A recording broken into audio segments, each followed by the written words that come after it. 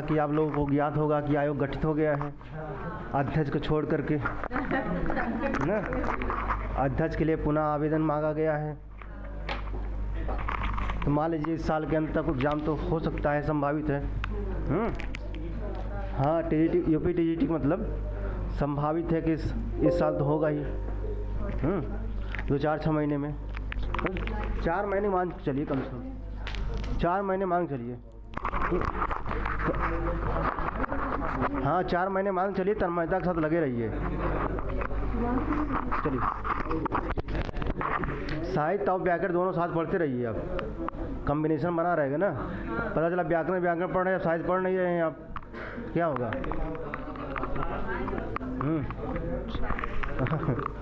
चलिए, मंगलाचरण हो जाए ना सर्वप्रथम। चलिए आगे, अनुष्ठुप छंद ना।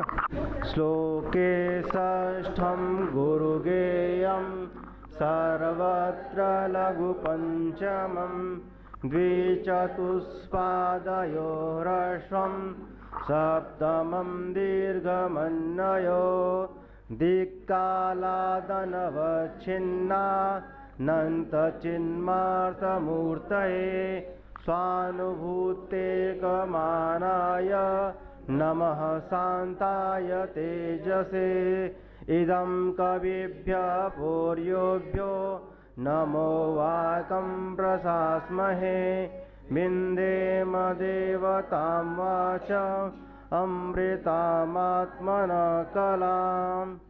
अब श्रद्धा से ना लक्षण आगे ना। म्रप्नय्यानामक्रमेण त्रिमुनियते युता श्रद्धरा कीर्तितेयं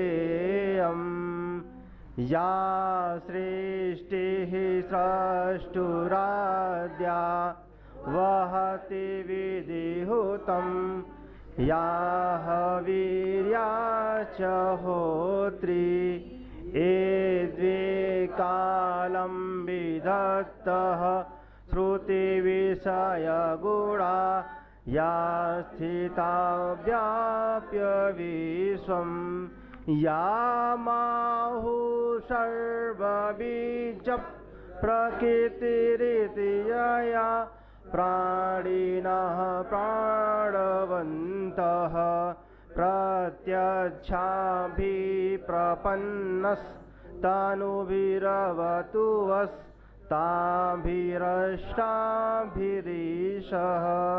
देखिए, मंगलाचरण में पढ़िए, मतलब कि एक एक शब्द एक एक अक्षर स्पष्ट हो ना, क्या बोल रहे हैं आप ना।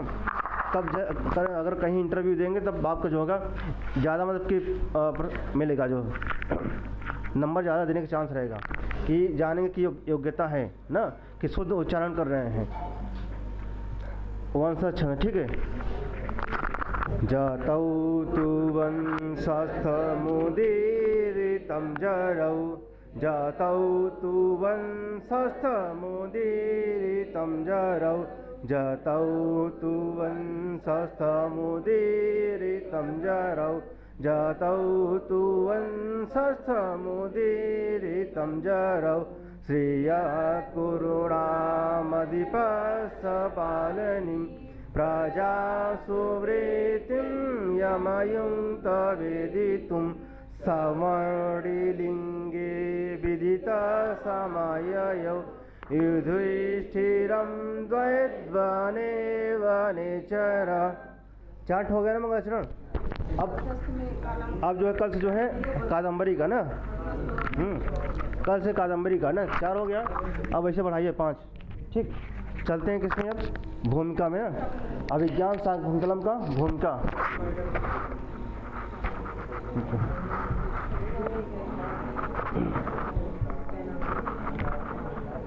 अच्छा, आप लोगों ने कल देख लिया था ना कि कठपुतली से जो है नाट की उत्पत्ति कौन मानते हैं?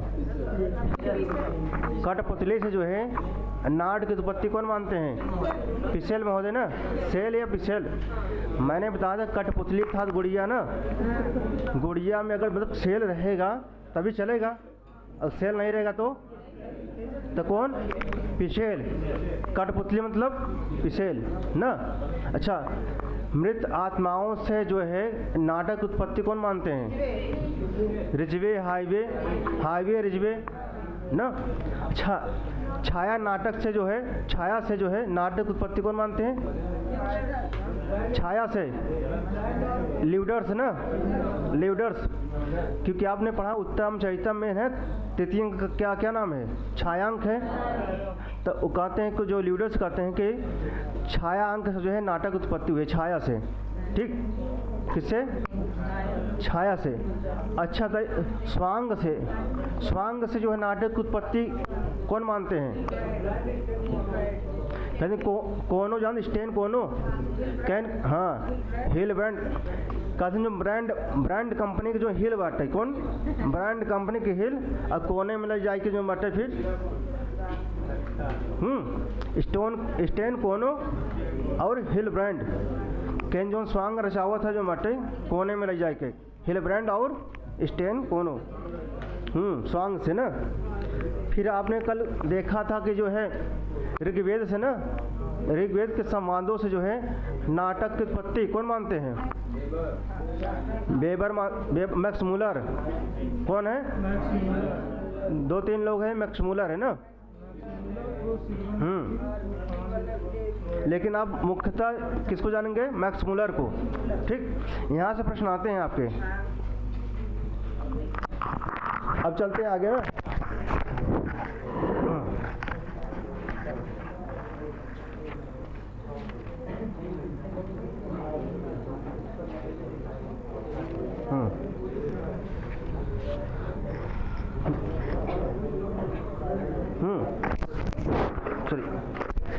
हम लोग कहाँ पढ़ रहे थे?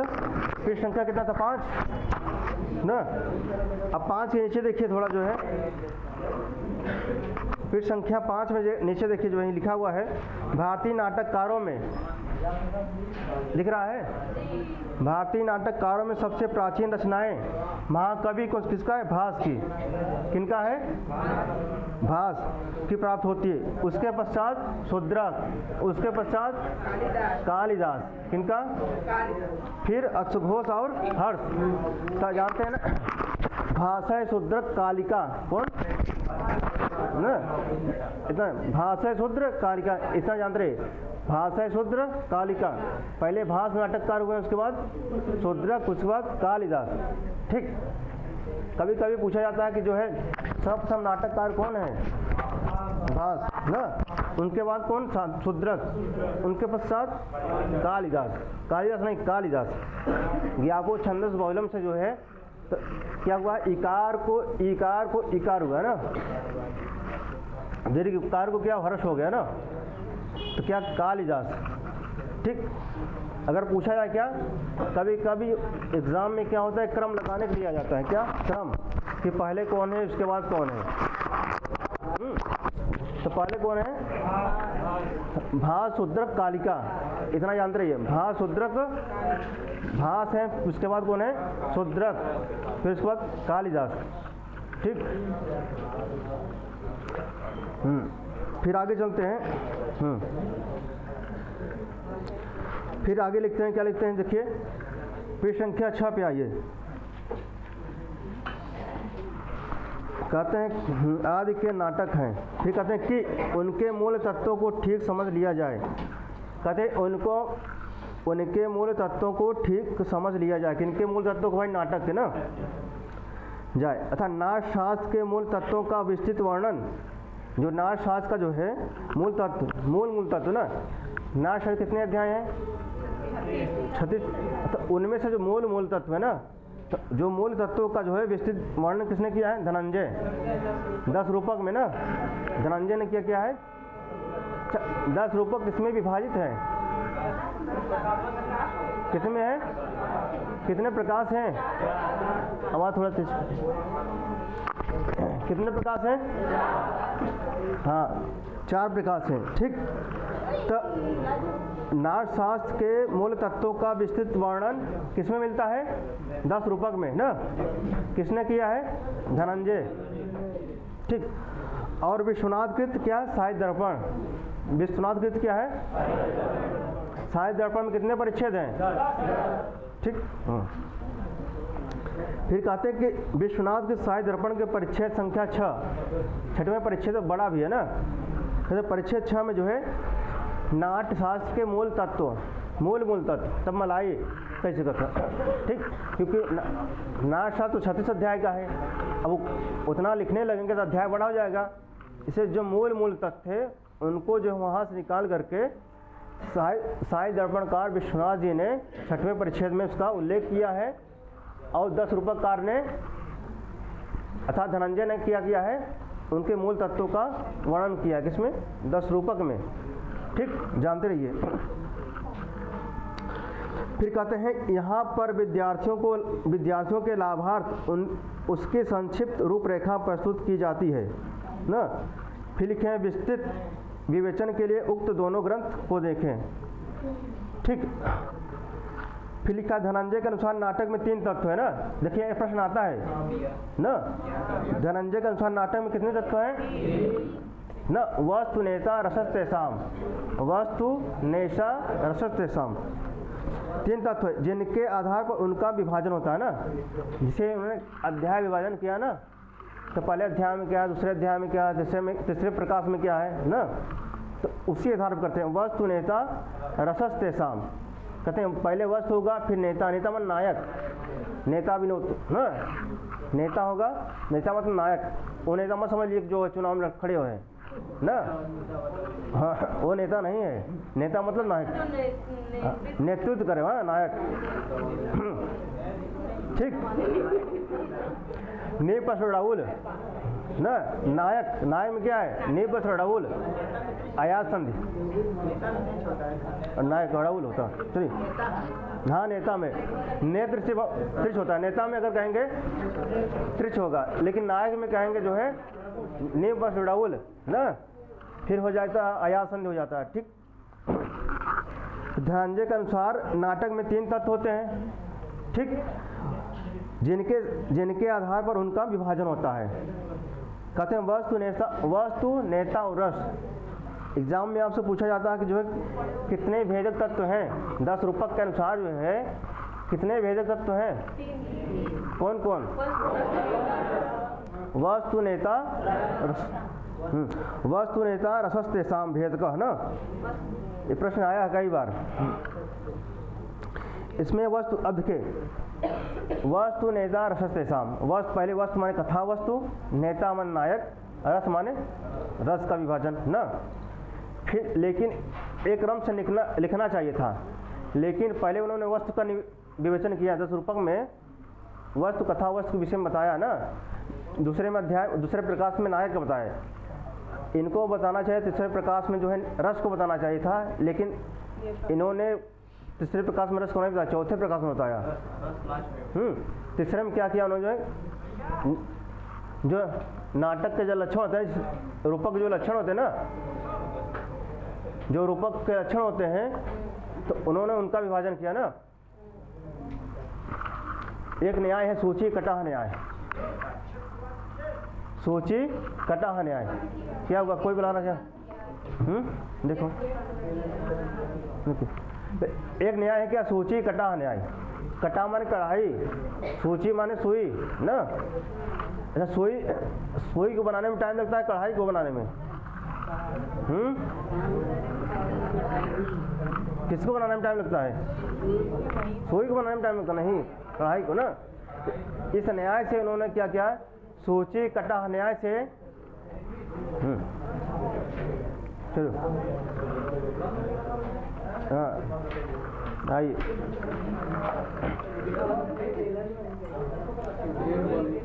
ठीक, चलिए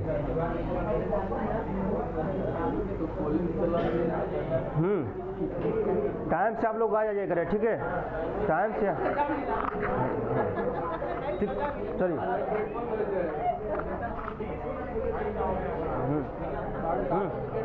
चलिए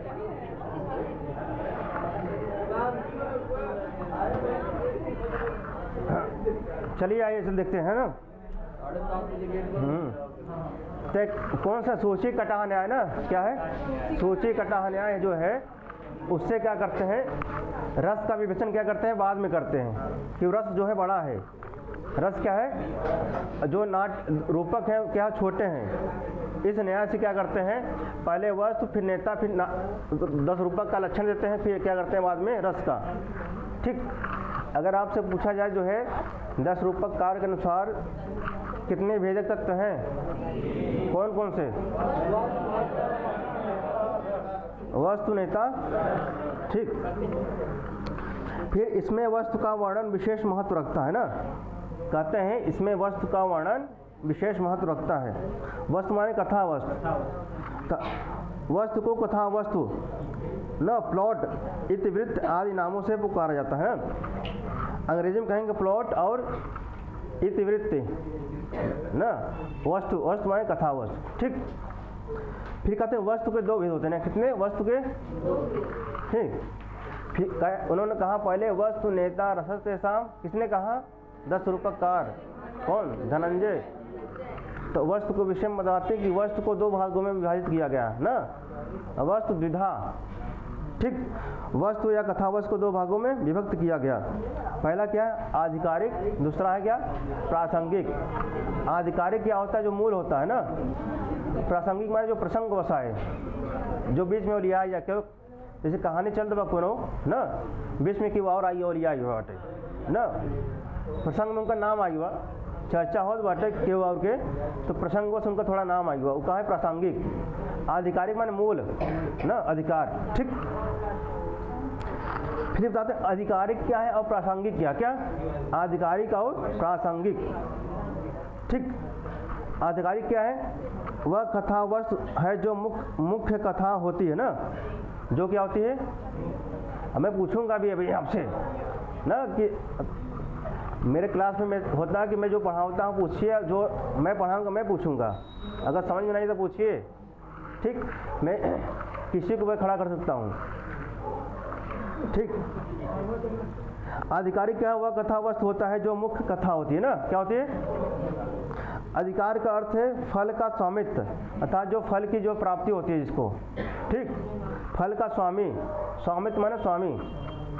तो अधिकार का अर्थ है फल का स्वामित्व, अतः जो फल का स्वामी होता है अर्थात नायक, उससे संबंध कथानक आधिकारिक होता है ना। जैसे रामायण में श्री रामचंद्र की कथा क्या है? आधिकारिक। क्या है? ठीक, आधिकारिक है। अब प्रासंगिक क्या है? देखिए प्रसंगवश ना, देखिए बीच में वो लिया गया, जैसे देखा जैसे हमें बीच में कुछ लोग लिया गया था ना, तो प्रसंगवश बीच में आ गए मटे, प्रसंग चल रहा बीच में आ गया। ठीक, तो प्रासंगिक वह कथा जो गौड़ रूप, गौड़ जानते हैं ना, गौड़ मतलब जो मुख्य ना हो ना। जैसे अंग, अंगी। अंगी क्या होता है? अंग क्या होता है? गौड़ ना। गौड़ रूप से हो, वह मुख्य कथा का अंग हो। जैसे रामायण में सुग्रीव और सबरी की कथा ना। रामायण में किसकी कथा? ये प्रासंगिक है। क्या है? और आधिकारिक क्या हमारा है? रामचंद्र। अब फिर इन्होंने प्रासंगिक के 2 भेद किए हैं। क्या है? पताका और प्रक्री। क्या क्या है? सान मंधम पताका च प्रक्री न। 10 रूपक की पंक्ति है, सान मंधम च पताका च प्रक्री।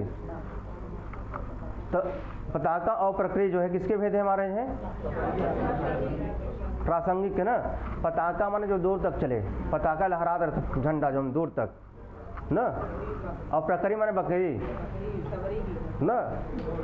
प्रक्री माने बकरी में छोट गो था। ठीक, पताका जो दूर तक लहराए और प्रक्री माने बकरी। तो देखिए पताका जो माटे किसकी कथा है जो यहाँ पे है? सुग्रीव की कथा। देखा दूर तक चला थी ने, चलते नहीं चलते, रामचंद्र के साथ दूर तक चला थी। और ये नायक भी है, देखा उपनायक का थे। उपनायक, नायक कौन है हमारे? वो आधिकारिक में आते हैं। पताका में क्या है? कौन आते हैं? सुग्रीव ना। उन्हें पीठ मर्द भी कहते हैं, जो उपनायक होते हैं उन्हें हम पीठ मर्द भी कहते हैं। जानते रहे, ये प्रश्न आता है। ठीक, पीठ मर्द, उपनायक को जो है हमारे पीठ मर्द ना।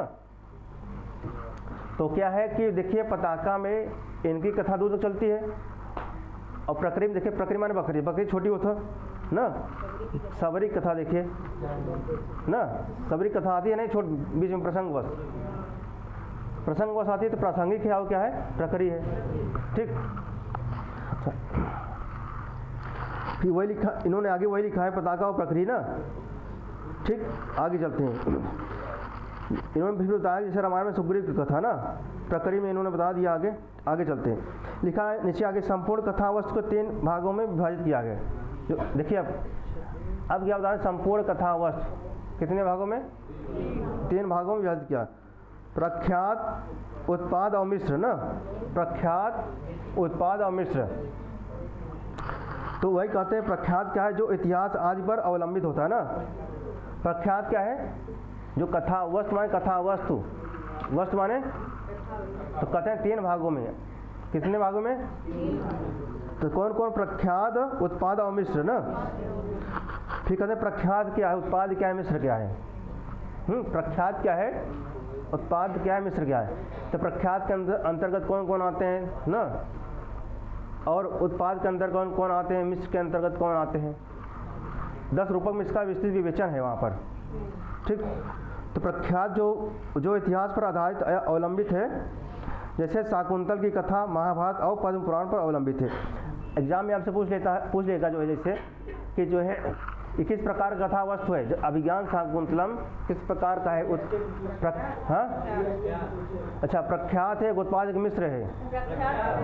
जानते रखिए कि अभिज्ञान शाकुंतलम पढ़ है ना, तो पूछा जाए कैसा है, प्रख्यात है, उत्पाद एक मिश्र है। प्रख्यात ना, तो प्रख्यात कहता है जो है, जो इतिहास आदि पर अवलंबित है। जैसे शाकुंतल की कथा महाभारत ना, क्या है, महाभारत और पद्म पुराण। अच्छा, पद्म पुराण में जो है 5 खंड हैं ना। एग्जाम पूछा जाता है, जो अगर आगे तैयारी करते हैं तो एग्जाम में पूछा गया पद्म पुराण के कितने खंड, खंड का नाम पूछा क्या, 5 खंड। हाँ 5 खंड है जा, अभी जानते रहिए 5 खंड है पद्म पुराण ना। तो पद्म पुराण और क्या, अभिज्ञान महाभारत। अब जानते हैं सभी कि महाभारत के आदि पर्व से अभिज्ञान शाकुंतलम लिया गया है ना। ये भी प्रश्न पूछा जाता है ना, अच्छा हाँ, तब जानते हैं किसने, पद्म पुराण, किसमें, पद्म पुराण और महाभारत के आदि पर्व।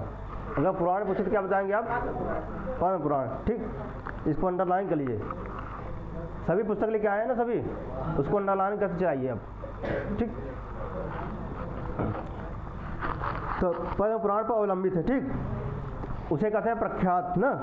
फिर आता है हमारा उत्पाद, क्या कवि द्वारा कल्पित होता है। जैसे शूद्रक का मिचकटिकम क्या होता है, उत्पाद में क्या होता है, कवि कल्पित होता है, कल्पना पे आधारित होता है ना। तो जैसे इन्होंने कहा कि शूद्रक का जो है मिचकटिकम, मिचकटिकम क्या हमारा प्रकरण है ना, क्या है, प्रकरण है। कितने अंक हैं, 10 अंक है ना। ठीक, और भवभूति का मालती माधव, भवभूति ने क्या लिखा है, मालती माधव ना मालती माधव कितने अंक है, हाँ ठीक। तो शूद्र का मिचकटकम और भवभूति का मालती माधव। फिर कहते हैं मिश्र, क्या कहते हैं, मिश्र। इसमें कुछ अंश इतिहास पर अवलंबित होता है, कुछ अंश कभी कल्पित, इसलिए उन्होंने कहा मिक्स ना। क्या कहा, जैसे मिक्स में सब्जी होता है, सब मिक्स होता है, मटर, आलू टमाटर गोभी ना, सब मिक्स कर देते हैं, जो मटर पनीर सनी सब मिक्स ना, तो वही मिक्स हो गया बस पूरा ही। ठीक, तो हाँ, तो प्रख्यात हो गया हमारा ना, प्रख्यात हो गया। और उत्पाद, प्रख्यात क्या है, इतिहास पे अवलंबित होता है। क्या होता है, जैसे अभिज्ञान शाकुंतलम ना, महाभारत के आदि पर्व से और पद्म पुराण। ठीक, फिर आपने देखा जो कुछ है, उत्पाद क्या है हमारा है, कवि कल्पित, कवि की कल्पना है ना। जैसे आपने देखा क्या, शूद्रक का मिचकटिकम और भवभूति का मालती माधव ना। फिर आता हमारे क्या, मिश्र आता है। मिश्र का तात्पर्य यहाँ पे ये है कि कुछ जो है ऐतिहासिक होंगे और कुछ कवि कल्पित। ठीक, फिर आते हैं, इन्होंने दिया 5 अर्थ प्रकृतियाँ। ये भी प्रश्न आते हैं, अर्थ प्रकृतियाँ, कार्यावस्था, संधि ना।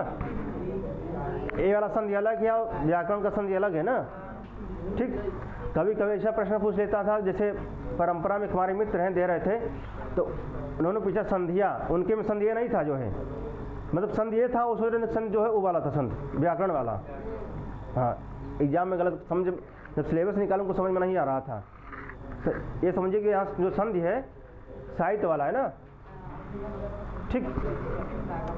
तो 5 अर्थ प्रकृतियाँ कौन कौन है? कभी कभी क्रम मिलाने के लिए आता है ना कि बीज बिंदु पताका प्रकरीकार, कौन कौन से? बीज बिंदु पताका, ये क्या है? अर्थ प्रकृतियाँ हैं। कार्यावस्था क्या है? आरम्भ यत्न प्राप्ताशा नियताप्ति फलागम। अब इसी विषय में इन्होंने बताया है ना, एक झलक देख लीजिए आप, ठीक। अर्थ प्रकृतियाँ नाटकीय कथावस्तु के 5 तत्व है ना, क्या है? 5 तत्व किसके? नाटक के, कथावस्तु के 5 तत्व है, ठीक। नाटकीय कथावस्तु के 5 तत्व हैं।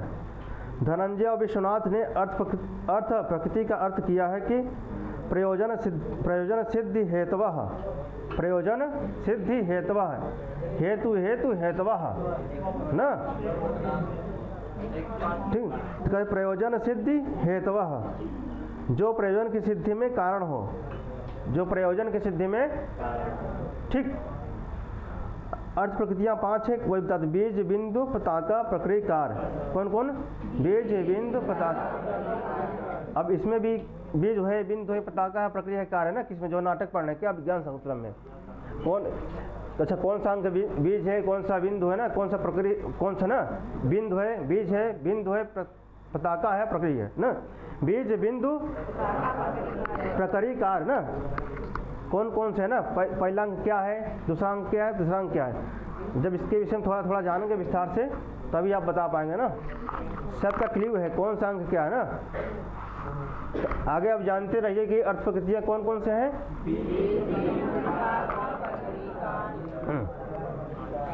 फिर कहते हैं बीज, फिर बीज के बारे में बताते हैं ना।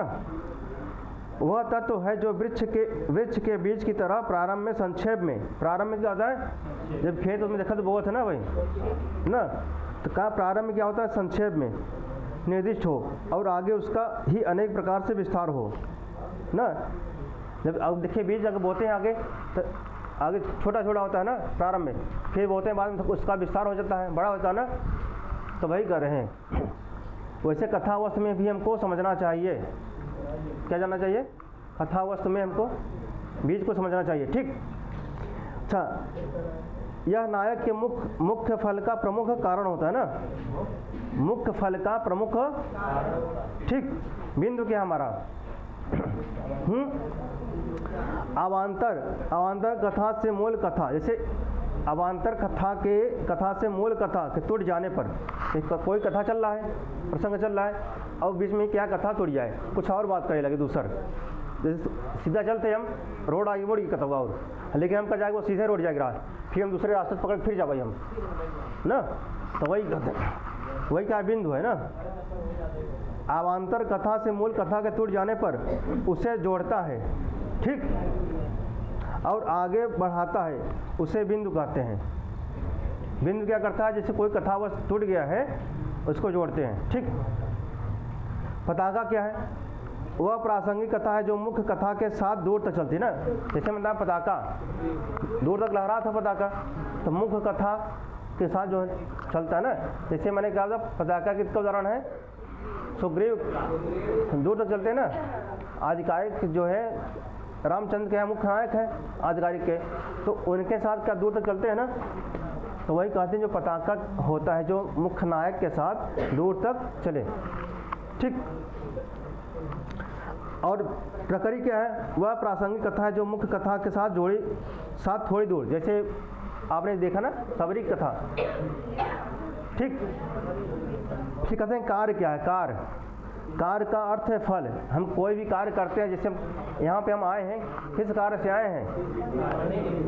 हाँ, फल के लिए आए ना। अब जिसका जो फल होगा, कोई पढ़ने आया, शादी के लिए पढ़ने आया है ना। है कुछ लोग आओ शादी खादी जो बाटे चलते इलाहाबाद पढ़ा, और गांव वाले यानी कि जो इलाहाबाद लड़का पढ़ाई नौकरी पर उबे करे, शादी हो जाए ना। कुछ लोग का फल है कि शादी भी हो जाए, कुछ लोग फल बाटे नौकरी लग जाए टीजीटी में, तब ब्याह होए, ना, सबका किसी न किसी निमित्त से आप लोग आए हैं ना, तो वही क्या हमारा कार्य है। ठीक,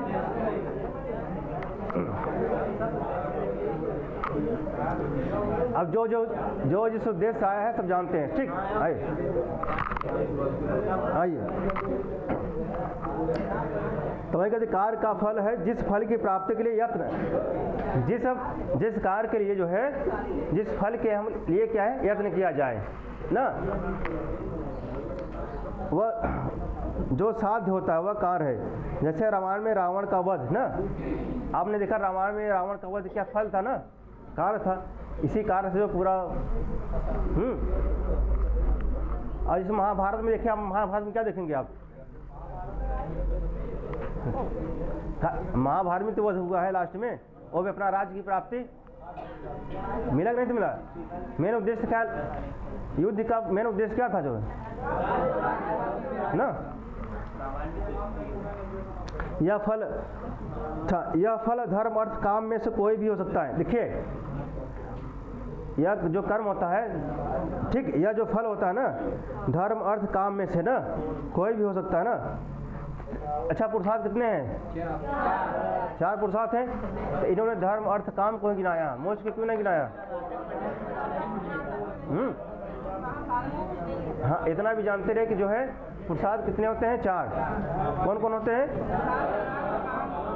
धर्म अर्थ काम और मोक्ष। लेकिन मोक्ष हो नहीं, धर्म अर्थ काम ना।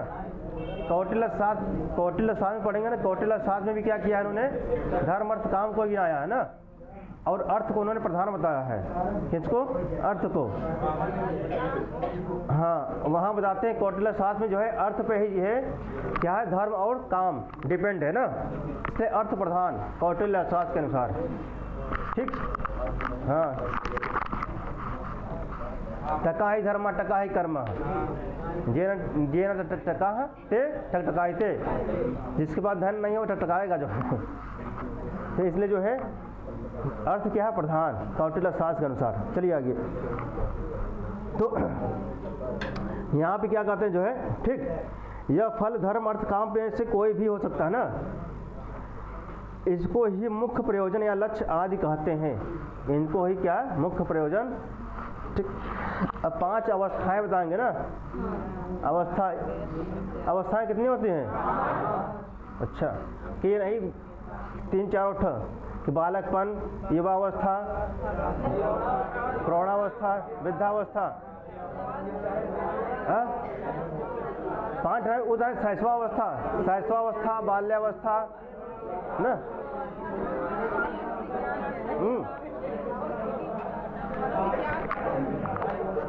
हाँ भाई, इधर चलो। हाँ, अब 5 अवस्थाएं कौन कौन होती है? 5 अवस्थाएं जो है, नाटक में जो कार्य प्रारंभ किया जाता है, ठीक है, नाटक में जो कार्य प्रारंभ किया जाता है उसकी प्रगति के, ठीक, विभिन्न विश्रामों को अवस्थाएं कहते हैं ना। अब भाई पूछबो करा भाई, हम जे चिल्ला जे बोले,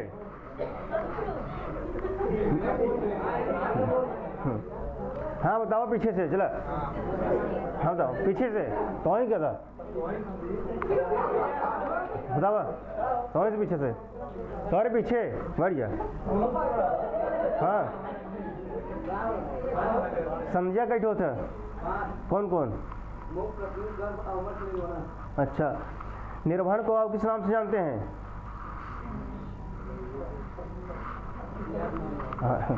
हाँ, तो ये एक आधे सुना कहा थे हम नाम से बैठा। अब छोड़िए, ये पूछे प्रश्न आई है जो मटे कि निर्वाण से अन्न किस नाम से जानते हैं ना। अब ये सुनना नहीं रहा तो वही हाल हो, चक्र किनारे हो जो अभिमन्यु यही हाल हुआ था ना जो है। अगर उनकी माता सोती ना तो जो है तो चक्र तोड़ लेते। तो ऐसा ना हो जाए पता चला कि आप यहाँ सोते रह जाए जो मटे एग्जाम में आ जाए चक्र टूट ना पावे फिर ना। तो चक्र तोड़ा, अगर चक्र तोड़ना है फिर ध्यान सुनिए, ठीक। आइए, 5 अवस्थाएं होती, कितने? 5 अवस्थाएं। नाटक में जो कार्य प्रारंभ किया जाता है ना, नाटक में जो कार्य प्रारंभ किया जाता है उसकी प्रगति के विभिन्न विश्रामों को अवस्थाएं कहते हैं ना।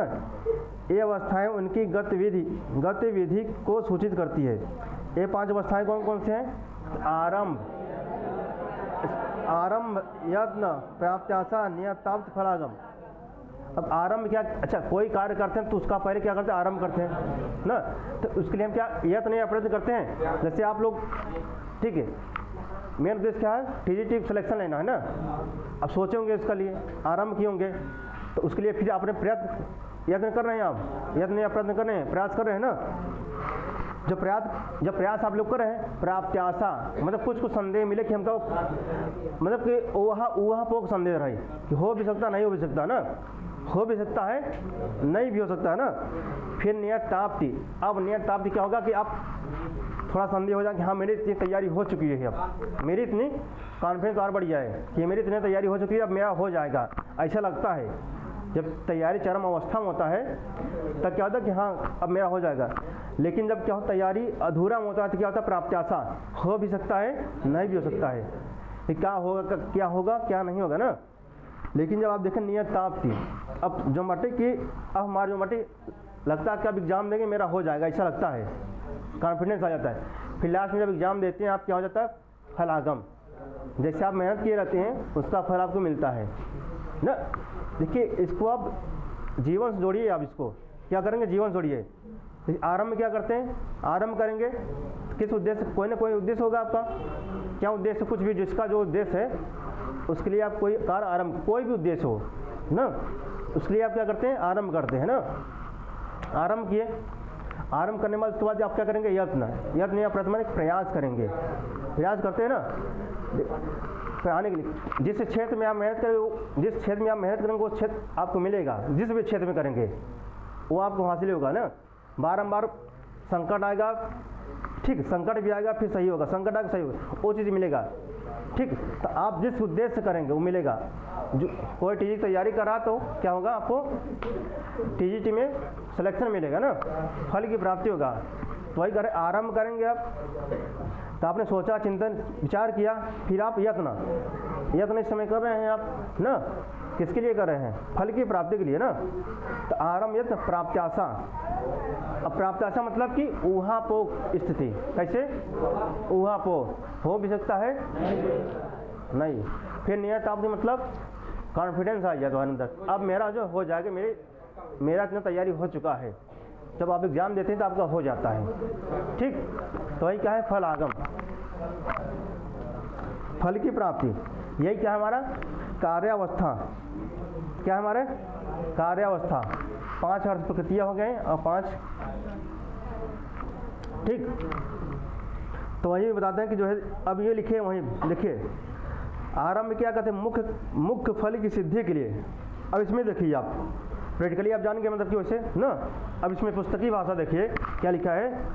आरंभ मुख्य फल की सिद्धि के लिए नायक में जो उत्सुकता होती है ना, उसे आरंभ कहते हैं। फिर यत्न क्या है? फल की प्राप्ति के लिए नायक बड़े वेग से जो प्रयत्न करता है उसे यत्न कहते हैं। फिर प्राप्त्याशा क्या होती है? जो अनुकूल परिस्थिति के कारण फल प्राप्ति की संभावना होती है और विघ्नों के कारण ना, बीच में विघ्न में आए। इससे पढ़ा था बीच में तैयारी करता, कुछ विघ्न हुआ था, यहाँ जाएगा वहाँ जाएगा, कुछ बीच में संदेश आ गया, फोन आ जाता ना कुछ लोग के, तो विघ्न ही है जानना। क्या है विघ्न? फिर कहा प्राप्ति, फिर कहते हैं विघ्नों के कारण वह असंभव दिखती है ना। जब विघ्न आ जाता है लगत न हो पाएगा, एक्शन लगत है ना। संदिग्ध अवस्था को प्राप्त्याशा कहते हैं ना। संदिग्ध मतलब ऊहापोह। फिर नियताप्ति क्या है? जब विघ्नों के हट जाने के कारण फल की प्राप्ति निश्चित जान पड़ती है ना। जब विघ्न हट जाए, फोन कॉल कम आवे लगे, समझा कि अब फल की प्राप्ति, ठीक। टीजीटी में अगर वहाँ समझो तो वहाँ तो फल की प्राप्ति होए, ठीक। अब फिर क्या है हमारा? फिर कहते हैं फलागम। जब इष्ट फल की प्राप्ति हो जाती है, मतलब जो आप चाह रहे हैं, जो आपको प्रिय है वो मिल जाता है, तो क्या होता है? फल की प्राप्ति। तो ये क्या? फलागम। आप व्यवहारिक भी देख सके, कोई भी चीज़ को उसको व्यवहारिक आप तुलना करेंगे तो वो जल्दी समझ में आएगा। इससे आप समझेंगे कि आरंभ क्या आरंभ क्या है। आरंभ क्या आता है? ये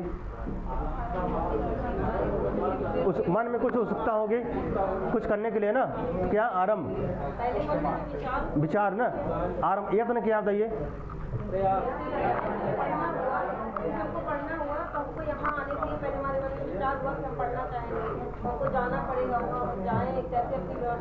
यहाँ पे आप लेके यत्न कर रहे हैं ना, प्रयास कर रहे हैं ना, तो आरंभ यत्न प्राप्त आशा क्या हुआ?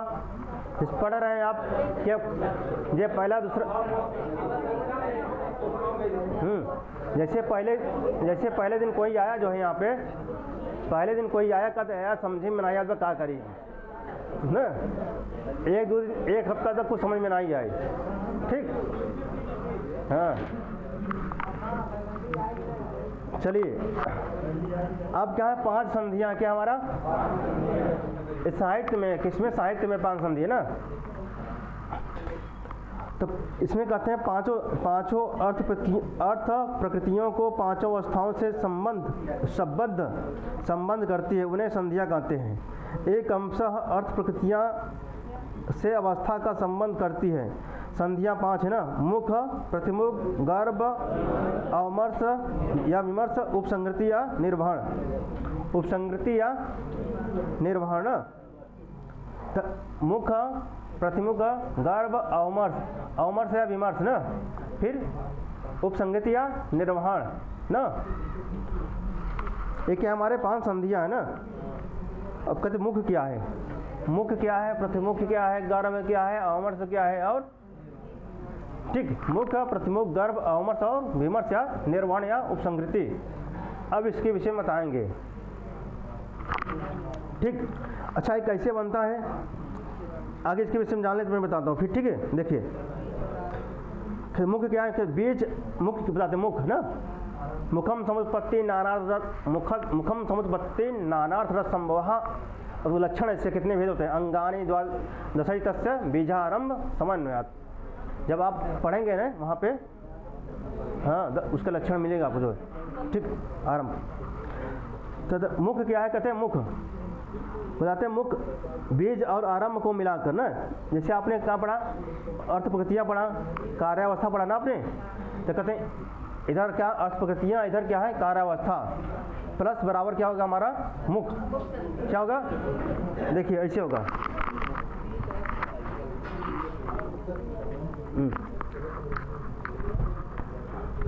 जैसे मैंने कहा कि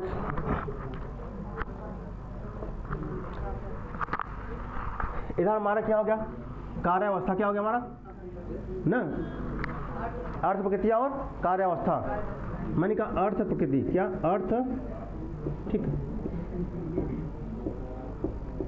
अर्थ प्रकृतियाँ हो गया, ठीक है हमारा। फिर इधर क्या हो गया हमारा कार्यावस्था, क्या हो गया,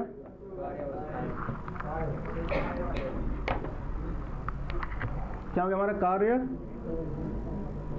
ना, कार्यावस्था ना कार्यावस्था होगी ना। फिर हो गया क्या हो गया हमारा संधि ना, हो गया। अब देखिए यहाँ क्या अर्थ प्रकृति है हमारा, क्या है इधर क्या है कार्यावस्था है ना। अच्छा कार्य प्लस अवस्था हमारा कार्यावस्था हो गया ना। तो अर्थ प्रकृतियाँ हमने क्या देखा था, बीज बिंदु ना, बीज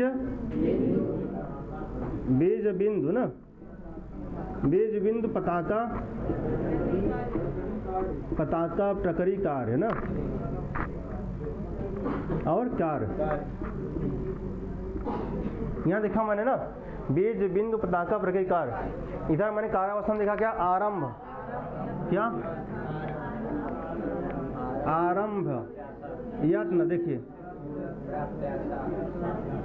क्या प्राप्ति आशा ना, ऐसे ना प्राप्ति आशा नियत ताप्ति ना, ऐसे नियत ताप्ति फलागम, ठीक फलागम है ना। अब क्या है मुख प्रतिमुख, क्या हमारा मुख प्रतिमुख, क्या है मुख प्रतिमुख गर्भ, मुख प्रतिमुख गर्भ अवमर्श ना, अवमर्श है या विमर्श है ना।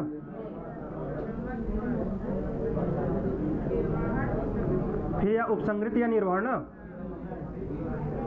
उपसंहृत या निर्वहन, ठीक, सही है। अब देखिए कहते हैं, देखिए आप कहते हैं क्या बीज हो ना, इसको जोड़ेंगे, इसके इसको बीज, बीज और आरंभ का जोड़ेंगे तो क्या बनेगा, बराबर मुख, क्या बनेगा, इधर बीज प्लस आरंभ बराबर मुख, इधर बिंदु प्लस यत्न क्या हो जाएगा हमारा, प्रतिमुख ना, प्रतिमुख हो जाएगा। फिर कहते हैं इधर क्या हमारा पताका और क्या प्राप्त ऐसा बराबर क्या, गर्भ, प्रक्रिया और नियताप्ति बराबर अवमर्श या विमर्श, कार्य या फलागम बराबर कितना, उपसंगत या निर्वहन ना। तो इसको जोड़ते हैं, किसको, बीज को जोड़ते हैं और आरंभ को, क्या होता है हमारा, मुख बनता है, और बिंदु को जोड़ते हैं और यत्न को जोड़ते हैं, क्या बनता है हमारा, प्रतिमुख, पताका को और क्या बनता है, प्रक्रिया और नियताप्ति को, कार्य को, फलागम को। अब पता चला उपसंगत या निर्वहन, अवमर्श या विमर्श, ठीक है। अगर आता कि जो निर्वहन का अन्य नाम क्या है, मतलब निर्वहन क्या कहते हैं, उपसंगत या निर्वहन कहेंगे ना, उपसंगत या। अब देखिए इसके भेद कितने होते हैं, 64।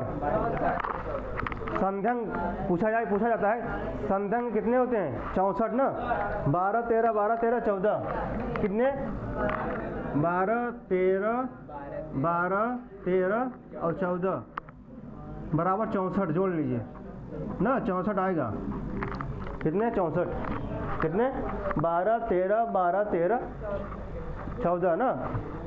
तो पूछा जाता है संध्यंग कितने हैं, संध्यंग कितने हैं, 64, संधि के अंग के टोटल संध्यंग ना 64, इसको मिला के कुल हो जाता है कितना, 64, ठीक। तब मुख के कितने भेद, 12, प्रतिमुख के, गर्भ के, अवमर्श या विमर्श के 13, उपसंगत या निर्वहन के जोड़ेंगे टोटल कितना आएगा, 64। अगर पूछा जाए कि मुख के कितने भेद होते हैं ना, प्रतिमुख के 13, गर्भ के, उपसंगत या निर्वहन के ना, सब सीरियल लगाया रहा, सब कितने होते हैं, 14, ठीक। आप क्रम से अगर याद रहेगा कि मुख, प्रतिमुख, गर्भ, अवमर्श या विमर्श, निर्वहन या उपसंगति ना, 12 13 12 13 कितने हो जाएंगे, 64, ठीक। चलते आइए,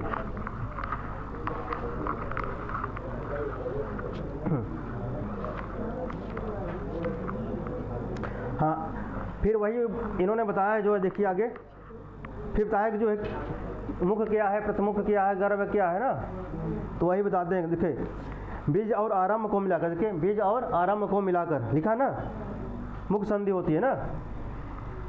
और प्रतिमुख क्या होता है, बिंदु और यत्न को मिलाकर प्रतिमुख संधि होती है। गर्भ क्या होता है, पताका और प्राप्त्याशा, क्या ना, प्राप्त्याशा ना को मिलाकर क्या होता है, गर्भ संधि।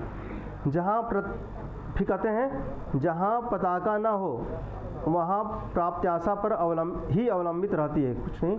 विमर्श देखिए, प्रक्रिया और नियताप्ति, प्रक्रिया और बना को मिलाकर विमर्श संधि होता है, क्या होता है, विमर्श संधि।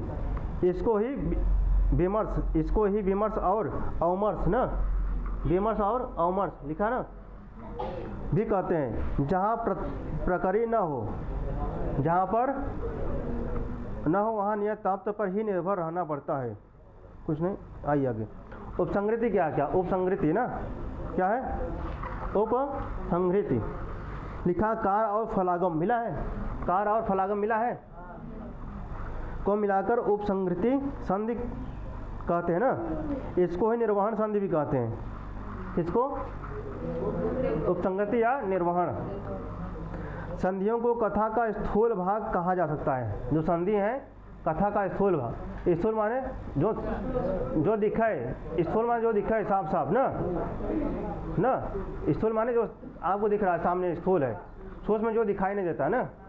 जैसे आप दर्शन पढ़ेंगे सूक्ष्म शरीर पढ़ेंगे, स्थूल शरीर और सूक्ष्म शरीर। तो स्थूल शरीर पढ़ेंगे, स्थूल शरीर जो हमारा दिख रहा है ना, 5 तत्व है ना, जो 5 तत्व है जो उनसे शरीर बना के हमारा स्थूल है। और जो पढ़ेंगे दर्शन में तो 17 तत्व, 17 और 18 मिलेगा। सांख्य और वेदांत में अलग अलग मिलते हैं ना। सांख्य में 18 मिलेंगे और वेदांत में मिलेंगे 17। तो वो क्या है सूक्ष्म शरीर। लेकिन स्थूल क्या, जो आप जो 5 तत्व से मिलकर बना हुआ है ना, स्थूल में जो दिख रहा है, जो दिख रहा है क्या हमारा स्थूल है। तो वही कहते हैं संधियों को कथा का स्थूल भाग कहा जा सकता है। किसको? संधियों को। इनके आधार पर ही नाटक का विभाजन किया जाता है। किनके आधार पर? संधियों के आधार पर ही नाटक का विभाजन किया जाता है ना। मुख किसे कहेंगे? प्रथम अंग को मुख कहेंगे कि द्वितीय अंग को कहेंगे, सप्तम अंग को मुख कहेंगे? बताइए किसको कहेंगे? सप्तम अंग को? हाँ, मुख किसे कहेंगे? प्रथम को। किसको कहेंगे? प्रथम। जैसे हमारा देखिए कितने, जैसे कोई 10 अंक हो गया, देखिए कितने 5 है। अगर कोई 10 अंक हो गया ना, तब पहला दूसरा क्या होगा? हमारा मुख होगा। पहला दूसरा अंक क्या होगा? और फिर तीसरा चौथा प्रतिमुख होगा। ठीक, पहला दूसरा तीसरा चौथा, फिर चौथा ना, 5वां 6वां क्या होगा हमारा? तो ऐसे विभाजित करेंगे आप ना। ठीक, लेकिन अब इसमें 7 अंक है। कितने हैं? मध्य भाग से डिवाइड कर लीजिए आप, कुछ आगे पीछे मिलेगा आपको। ठीक है, आइए देखते हैं। तो उसमें यह लिखते हैं, क्या लिखते हैं आगे? इन्होंने लिखा जो है, मुख्य संधि में बीज की उत्पत्ति का वर्णन होता है ना। कहते हैं मुख्य संधि में बीज की उत्पत्ति का वर्णन होता है। जो मुख्य संधि है, देख रहे हैं ना, उसमें बीज का उत्पत्ति हो रहा है ना। बीज जहाँ मुख्य संधि होगा वहाँ बीज की उत्पत्ति का वर्णन होता है। मतलब नाटक का आरंभ मूल होता है। इससे अब ज्ञान शाकुंतलम पढ़ेंगे, आप देखेंगे तो जब राजा जब जाते हैं आश्रम में प्रविष्ट होते हैं, कौन मिलता है वहाँ पर? कौन ऋषि मिलते हैं? उनके शिष्य मिलते हैं। किनके? भाई कहाँ से मिलते हैं ना। तो वही आशीर्वाद देते हैं कि आपको चक्रवर्ती पुत्र की प्राप्ति हो ना। तो क्या हमारा बीज है? क्या है? बीज। वहीं से हमारा प्रारंभ होता है ना। तो क्या हमारा बीज है। ठीक, तो वही लिखा, मुख्य संधि में बीज की उत्पत्ति का वर्णन होता है। प्रतिमुख में बीज का कुछ प्रकट होना दिखता है ना। प्रतिमुख में क्या हो कि बीज थोड़ा अंकुरित हो हुआ बाटे। जैसे मैंने खेत में जाना, मैंने डाल दिया क्या? ठीक है, बीज डाल दिया मैंने। क्या खेत में मैंने बीज डाला, कुछ समय बाद देखेंगे अंकुरित होगा। क्या होगा? अंकुरित। तो प्रतिमुख मतलब अंकुरित। तो प्रतिमुख में बीज का कुछ प्रकट होना दिखाया जाता है। गर्भ में बीज का नष्ट होना, गर्भ में बीज का नष्ट होना, उसके लिए पुनः अन्वेषण का वर्णन। पुनः अन्वेषण माने खोज ना। विमर्श में गर्भ की अपेक्षा, जो विमर्श होता है, गर्भ की अपेक्षा बीज अधिक प्रकट होता है। विमर्श में गर्भ की अपेक्षा क्या होता है? बीज थोड़ा अधिक, थोड़ा बढ़ जाता है। परंतु साप या क्रोध आदि के कारण, क्रोध के कारण उसमें विघ्न दिखाया जाता है ना। जैसे आप अभिज्ञान में दिखा ना, विघ्न दिखा नहीं दिख चतुर्थ अंक में। परंतु साप या क्रोध आदि के कारण उसमें विघ्न दिखाया जाता है।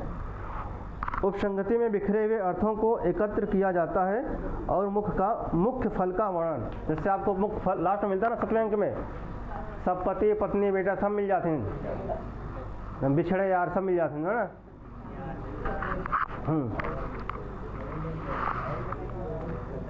अच्छा, इसमें लिखा दिखे, अर्थ प्रकृतियाँ आदि को निम्नलिखित रूप में रख कर सरलता से समझा जा सकता है।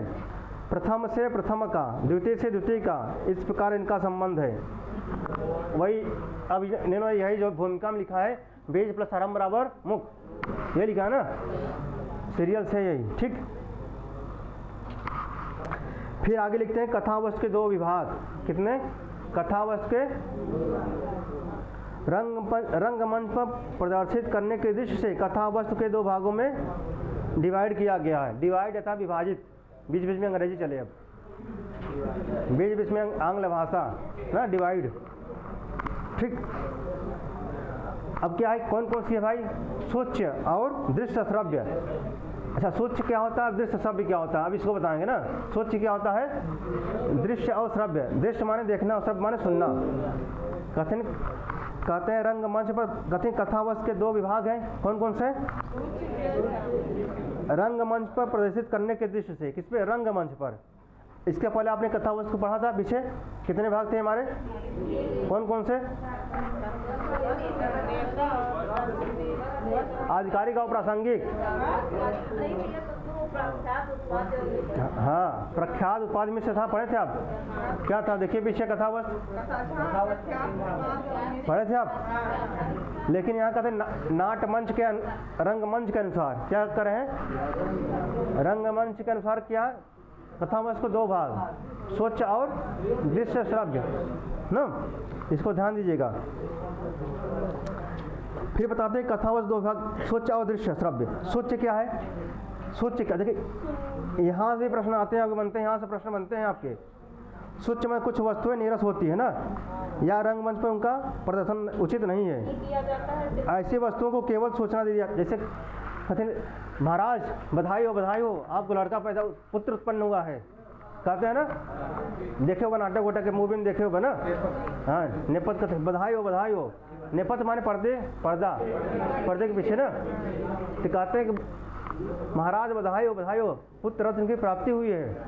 तो जो पुत्र होते हैं तो क्या, पर्दे के पीछे कुछ चीज़ दिखाई नहीं जाती ना, तो वही क्या, सूच्य। तो सूच्य के माध्यम से उन्हें बताया जाता है ना। और जो दृश्य श्रव्य है उनके दिखाया जाता है, जो दिखाने योग्य है तो उनको दिखाया जाता है, किसके माध्यम से? दृश्य श्रव्य के माध्यम से। और जो नहीं दिखाया जाता है तो सूच्य के माध्यम से बताया जाता है ना। तो वही यहाँ बता रहा है, सूच्य मतलब जो कुछ वस्तुएं नीरस होती है, नीरस ना होती है, उन्हें रंगमंच पर उनका प्रदर्शन मतलब दिखाया नहीं जाता है ना, उचित नहीं है। ऐसी वस्तुओं की केवल सूचना दे दी जाती है ना।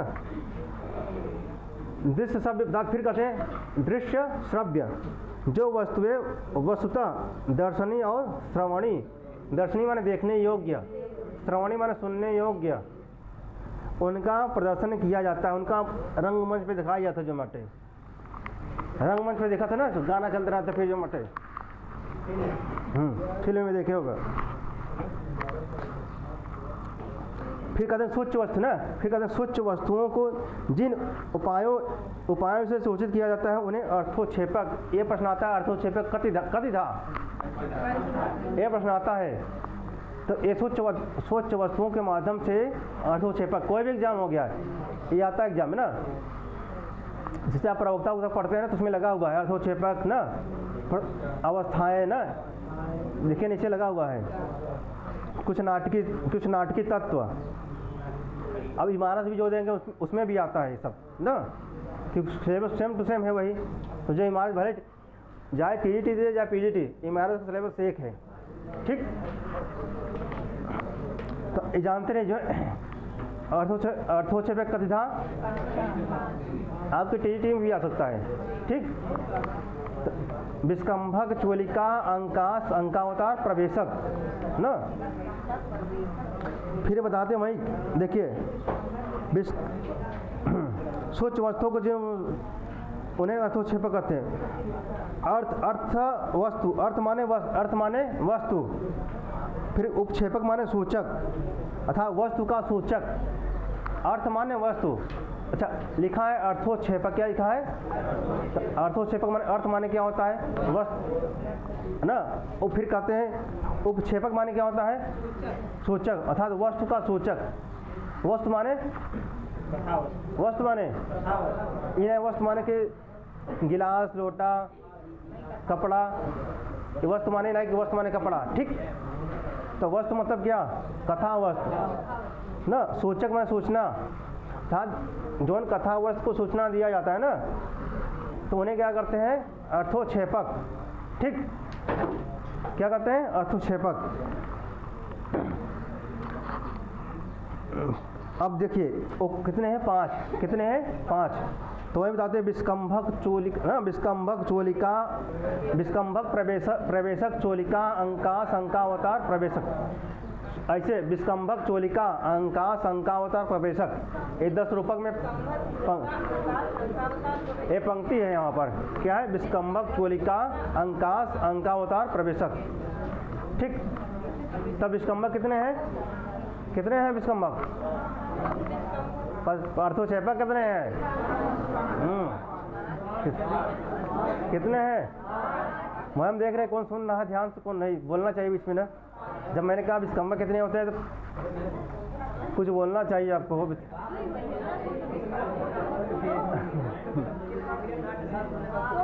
अच्छा, हाँ विस्कंभक के भी भेद होते हैं। चलिए, हाँ देखिए अर्थोक्षेपक के कितने भेद होते हैं? 5। तो कौन कौन से? विस्कंभक, चोलिका, अंकास, अंकावतार, प्रवेशक। ठीक, विस्कंभक, चोलिका, अंकास, अंकावतार, प्रवेशक क्या होते हैं? 5 भेद होते हैं। किसके? अर्थोक्षेपक के। ठीक, हाँ, 2 अंकों बीच में सशक्त बताना। अच्छा, क्रम देखिए, एक पंक्ति मिलती है 10 रूपक के अनुसार। सूत्र है, मतलब की है विस्कंभक, चोलिका, अंकास, अंकावतार, प्रवेशक। ठीक, देखिए हमारे अर्थोक्षेपक है।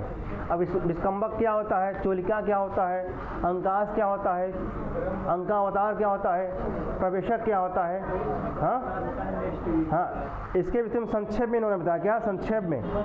अगर जिसको विस्तृत पढ़ना होगा, जिसको विस्तृत पढ़ना होगा, चलिए 10 रूपक में दिया गया है ना।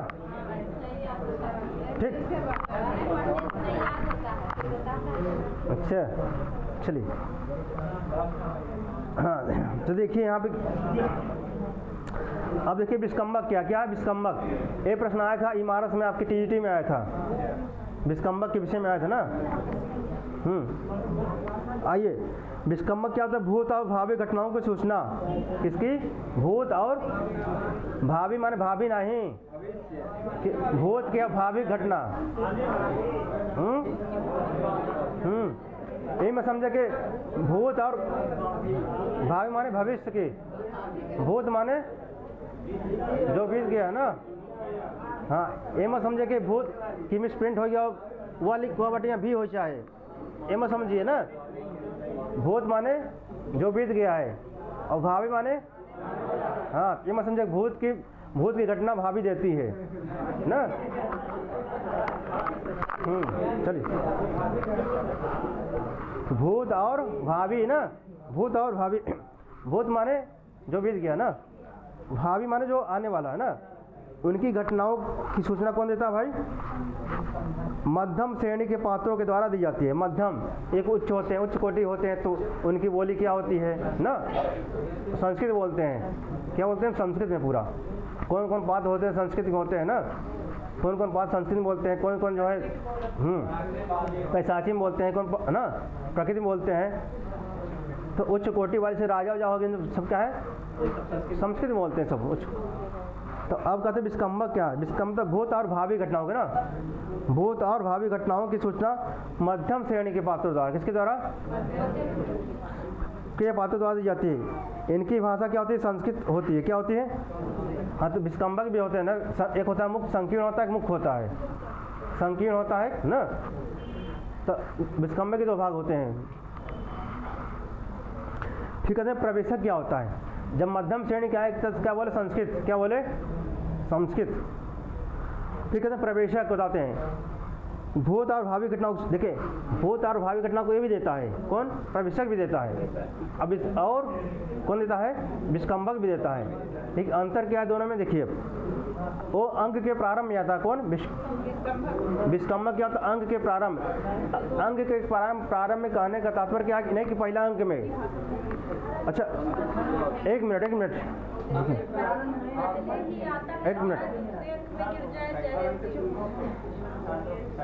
अंक के प्रारंभ में आता है ना। हाँ, ये बता, पड़ोसी शिव शंकर कृपा शंकर बगल पड़ोसी आप दबा अनिल। तब कि विस्कंभक और प्रथम अंक में बताता कि अंक के प्रारंभ, इसका मतलब क्या? मतलब हाँ। नहीं सही, विस्कंभक मतलब अंग के प्रारंभ तात्पर्य क्या है यहाँ पे?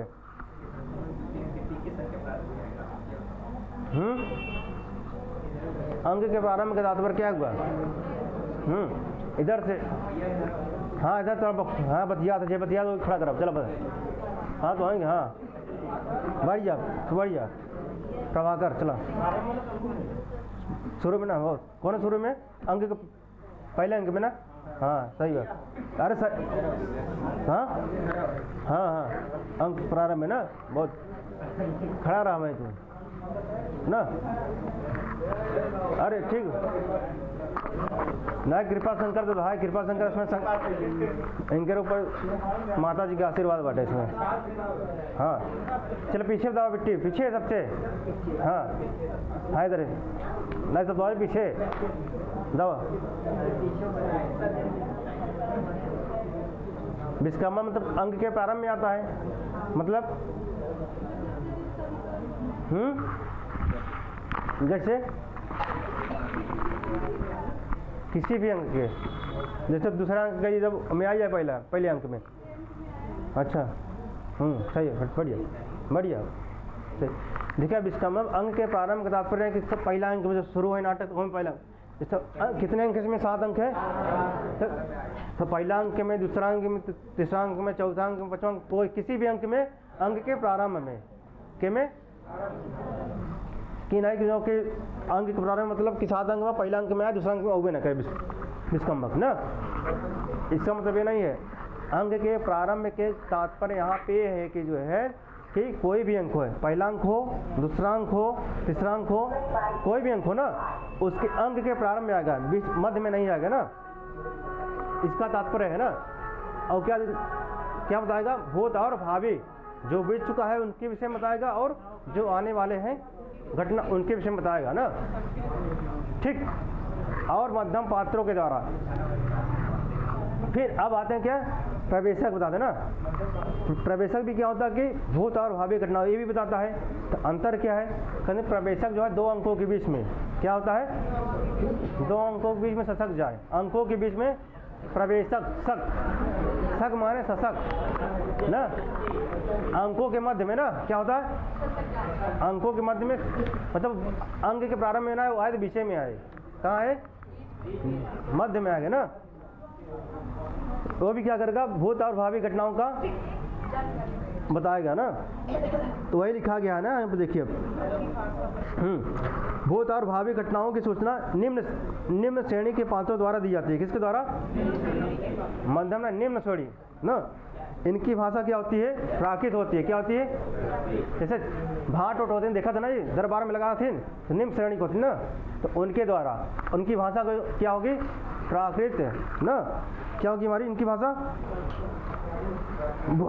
ठीक, निम्न श्रेणी के पात्रों द्वारा दी जाती है, इनकी भाषा प्राकृत होगी ना। फिर कहते हैं चोलिका। क्या होता है? चोलिका माने चोलिका मतलब पर्दे के पीछे बैठे हुए पात्रों के द्वारा ना। जैसे आप अगर नाटक देखे होंगे, देखिए पर्दे के पीछे से कुछ आवाज़ें आती है ना बीच बीच में, कभी कभी नेपथ्य के पीछे। अब इसी में पढ़ेंगे, देखिए नेपथ्य के पीछे का नेपथ्य लिखा रहेगा ना। जैसे हाँ हाँ हो जाएगा, तो मतलब तब नेपथ्य में अंतर क्या होगा? हाँ मैं बता रहा हूँ। तो आप कहने के तात्पर्य जब यहाँ जो पे दुर्वासा ऋषि से नेपथ्य के पीछे से आए थे, आपका मैं वहीं पहुँचा ना, आप वहीं पहुँच गए ना। मैं समझ रहा हूँ कहाँ पहुँच गए हम। चलिए चिंतन करना चाहिए। आइए कहते हैं आगे क्या होता है? देखिए चोलिका कहते हैं पर्दे के पीछे बैठे हुए पात्रों के द्वारा ना वस्तु या घटना की सूचना देना होता है। क्या होता है? वस्तु या घटना की सूचना देना है। जैसे नेपथ्य के कथन से ना, कुछ कथन होते कि जैसे आपने प्रतिमा नाटकम देखा होगा, जैसे हम लोग तो मंचन किए थे प्रतिमा नाटकम का, जो है कुछ घटनाएं थी, जो है कुछ लोग थे ना पर्दे के पीछे दे रहे थे। अब होता है कि जैसे कि मध्यम श्रेणी वाला, जैसे आप कहें विस्कम्भक ना, तो विस्कम्भक कहता है मध्यम श्रेणी के। किसके द्वारा? मध्यम से द्वारा और संस्कृत में बोलते हैं, क्या अंतर है? देखिए, नेपथ्य से बोलेंगे क्या संस्कृत टोटल नहीं बोलेंगे, क्या होंगे टोटल संस्कृत नहीं। लेकिन जब अगर विस्कम्मक कहें, हम क्या कहेंगे विस्कम्मक, तो विस्कम्मक किस में बोलते हैं? संस्कृत भाषा में बोलते हैं। और कहाँ पे आते हैं? किसी भी अंक के प्रारंभ में आते हैं ना। तो हम पहले नेपथ्य से नहीं बोले। अगर कोई बोल रहा है चूलिका में, तो पहले अंक में नेपथ्य से नहीं बोलता कि अंक तुरंत अंक प्रारंभ हो नेपथ्य से बोले ना। हम लोग नाट्य मंचन किए ना, CMP में किए थे जो है प्रतिमा नाटकम का जो है, तो वहाँ पर पूरा सब सहायक महिला सब प्रैक्टिस चला था, 5-5, 6-6 घंटे पूरी थकान हो जाती था। 5 से 6 घंटे में एक मैम आती थी, पूरा प्रैक्टिस कराती थी, सुषमा शर्मा मैम। 1 महीने पूरे प्रैक्टिस कराई थी, कैसे बोलना है कैसे नहीं बोलना, टोटल संस्कृत में बोलना था। और हमको मिला था जो है उसका रोल कांचुकी का। हाँ, कांचुकी का हम खुद अपने स्वयं को खुद नहीं पहचान पा रहे थे, हम ही हैं जो है। हाँ, कुछ जगह तारण से आए थे जो है, कुछ आए थे हमारे सीनियर, तो वो नहीं पहचान पा रहे थे कौन है। तो हमारे जो क्लासमेट से पूछे कोई कौन है भैया जो है, तो उन्होंने बताया ओ, तब तब वो आई बाद में कहें कि आप ही थे। ठीक, आइए। कहीं जैसे जो अर्थोक्षेपक के बता रहे हैं ना, कहीं हो सकता है ये पात्र नहीं है, ये विस्कम्भक जो है ये पात्र नहीं हो सकते। चलिए अभी आ रहा है। अगर जिसको विस्तृत, हाँ, जिसको थोड़ा विस्तृत जानकारी चाहिए तो मेरे 10 रूपक पढ़िए, 10 रूपक मैं बताऊँगा। ये हो सकता है जैसे जो नेपथ्य में बोला उसकी दूसरा संज्ञा कर दी गई, जैसे जो अभी बने रहेंगे सब। अगर किसी को विस्तृत जानकारी चाहिए, देखिए विस्तृत जानकारी 10 रुपये में सब मिला हुआ है, अगर पढ़ना पढ़ लीजिए ना, क्योंकि अगर इसके विषय में बताने का विस्तार हो जाएगा अभी। ठीक, अभी बताएंगे विस्कम्भक क्या होता है, फिर उसके कितने भेद होते हैं जो है, कैसे होता है ना। ठीक, आइए। नहीं, कुछ लोग वो कहाँ सोचेंगे कि हम TG पढ़ रहे हैं कि सर नेट 11 पढ़ रहे हैं ना, मानसिकता बन जाती है कुछ लोगों की। ठीक, आइए। हाँ, तो देखिए क्या हमारा कहाँ पढ़े थे यहाँ पर प्रवेश अंकास, किस में आ गए अंकास ना। अंकास मतलब अंक की समाप्ति के समय, किसका समय जाते हुए पात्रों के द्वारा अगले अंक में आने वाले घटना को सूचना देना होता है ना। क्या होता है, जैसे अंक समाप्त होने वाला है तो आगे अंक कौन सा अंक आएगा, क्या घटना होगी ना, जाते जाते उस घटने के विषय में बताते हैं। हाँ हाँ, जैसे नेक्स्ट एपिसोड आता है ना जो है आपका, पहले बता देता कि जो है आगे क्या क्या होगा जो है ना। तो मन में उत्सुकता, हाँ, मन में जिज्ञासा बना रहता है जो है। ठीक, फिर हमारा क्या अंकावतार, क्या है अंकावतार, क्या है अंक की समाप्ति के पहले ही क्या होता है, अगले अंक की कथावस्तु का प्रारंभ होना ना, क्या होता है। चले हटाइए इसको, इतना जानते रहे कि विस्कम्भक कितने होते हैं।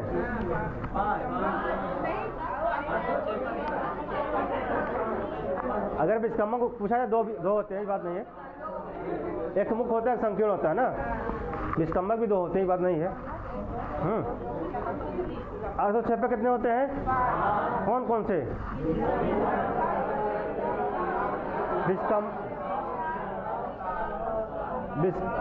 विस्कम्भक, चूलिका, अंकास, अंकावतार, प्रवेशक। आपसे इतना ही पूछा जाएगा, बस इसके ज़्यादा पूछा नहीं जाएगा। जो TGT दे रहे हैं ना, TGT वाले से पूछा नहीं जाएगा। पूछा जाएगा अर्थोक्षेपक का था, पंच था, कि अगर आओ ज़्यादा पूछे तो कौन कौन होते हैं, दे देगा कि इसमें से नहीं है, इनमें से या इसमें से है। ठीक है या नहीं है, बस इससे ज़्यादा लेवल नहीं है। आज जिसको PGT पढ़ना हो तो गुरु मिलिए, उसमें लिखा है 10 रुपये, थोड़ा 10 रुपये बढ़ाया जाएगा आपको। ठीक है, आगे। लेकिन इसमें आपको संस्कार बन गया। ठीक है, आगे चलते हैं। फिर कहते हैं कथावस्तु को 3 भाग ना। कथावस्तु को सुनाने या सुनाने के दृष्टि से 3 भाग। अब देखिए, अब कहते हैं कथावस्तु को 3 भाग, किसके दृष्टि से?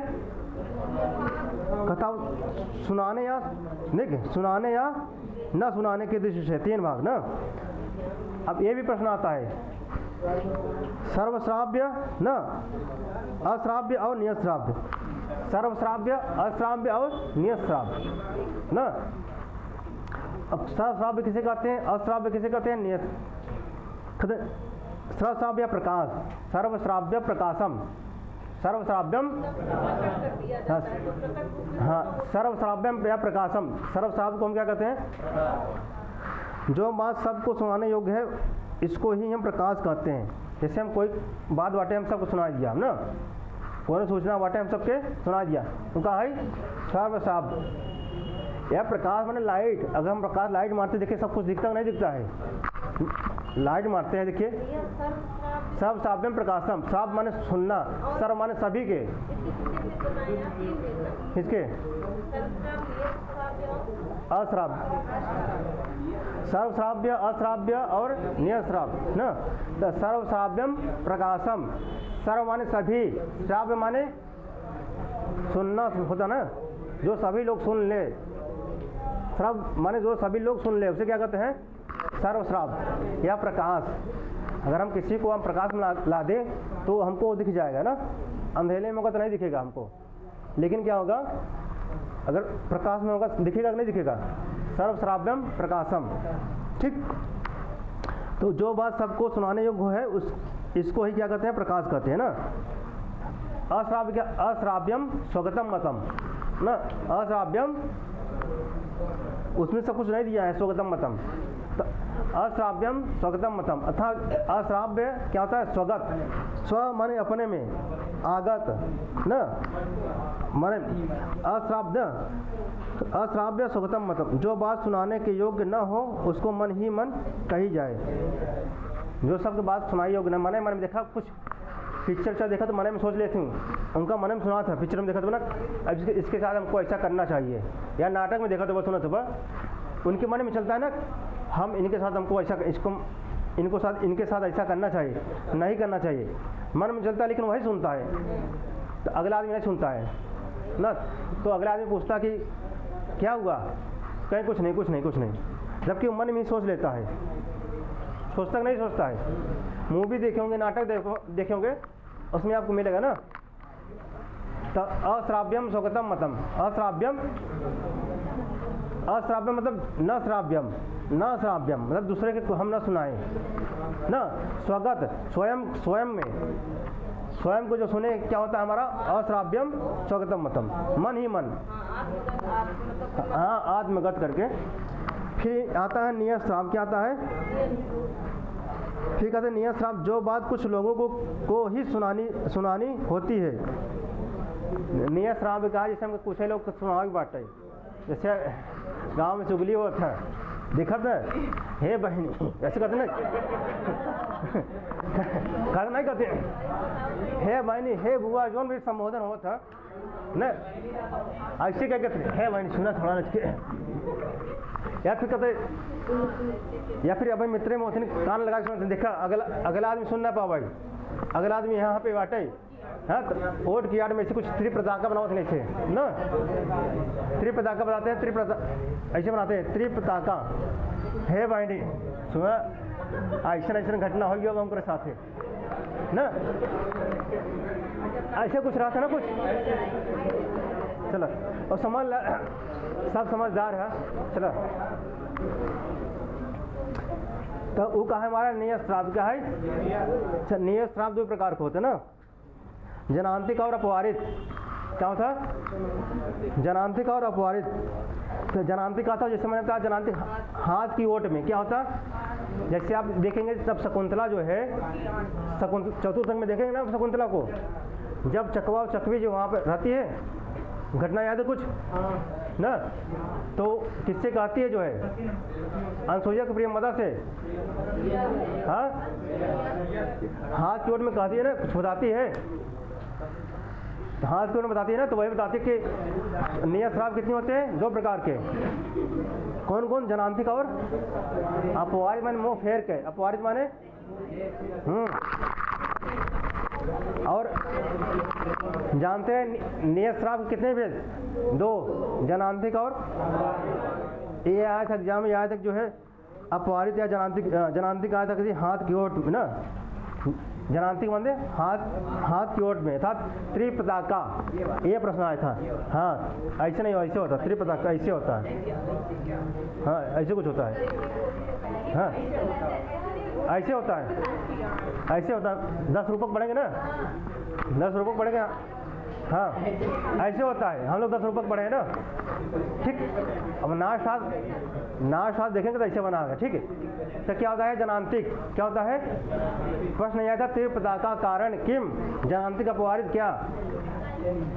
क्या आएगा जनांतिक, हाथ की ओट में ना, और अपवारित क्या होता है मुंह फेर करके, कोनो बात कहिए मुंह फेर को बतिया थी गुस्सा में ना। अब ये गुस्सा भाव जाना है इसमें। हाँ चलो सब गुस्सा भाव केहू न केहू से, चलो। तो कहा जनांतिक और अपवारित, ठीक। तो कथावश सुनाने या न सुनाने के योग कितने भेद, 3। कौन कौन से, सर्वश्राव्य, अश्राव्य, नियश्राव्य। अब देखिए सर्वश्राव्यम किम, सर्वश्राव्यम प्रकाशम, सर्वश्राव्यम किम प्रकाशम। अब आप पूछबो करी से बतिया बाटे, सर्वश्राव्यम किम, हाँ गई उधर से। नियश्राव्य क्या है, इधर से हाँ 1 2 3 चौथा नंबर, 3 हाँ चौथा नंबर तो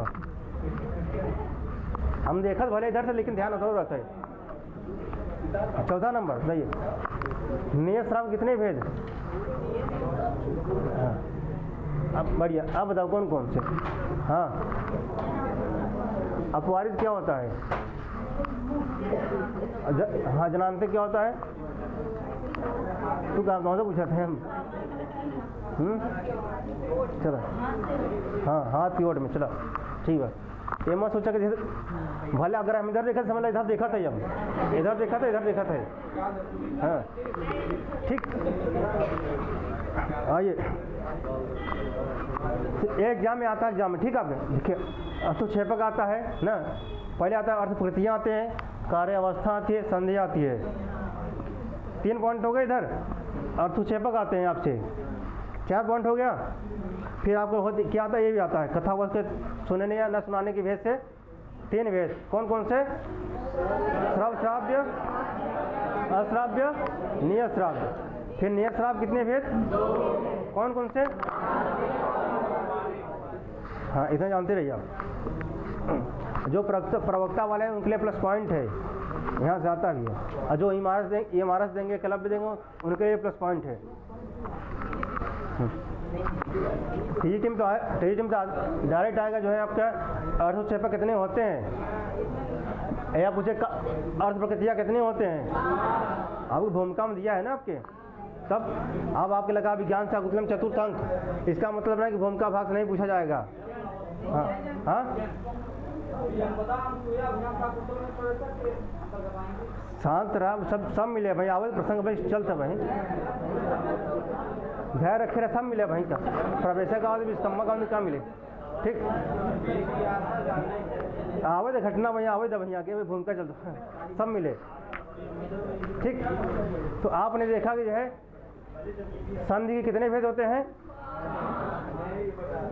टोटल कितने भेद होते हैं, ठीक 64। कितने कितने होते हैं, ठीक। इतना आप लोग जाना, ठीक है। छोड़ दें, हम पकड़े कहाँ हैं, छोड़ दें।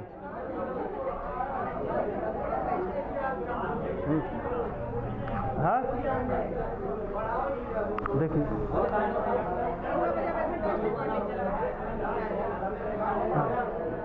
अब कालिदास के बारे में जानते हैं ना, अब ना इनकी रचनाओं का क्रम से, अब उन्हीं के विषय में आ गया ना।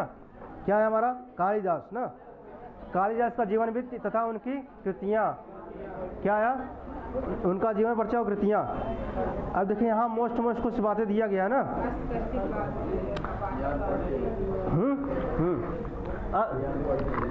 हाँ अर्धप्रकृतियाँ, कार्यावस्था, संधि। आज कितने पॉइंट आप लोगों ने देखा जो है, कितने पॉइंट? बहुत, मतलब 4-5 पॉइंट देखा आपने ना। पहले आपने देखा क्या? पहले आपने देखा क्या? प्रख्यात, उत्पाद और मिश्र क्या है हमारे? क्या है? पताका क्या है? प्रक्रिया क्या है? अच्छा, अधिकारी क्या? देखिए अब इसको देखते हैं हम ना, इसको हटा दें। देखिए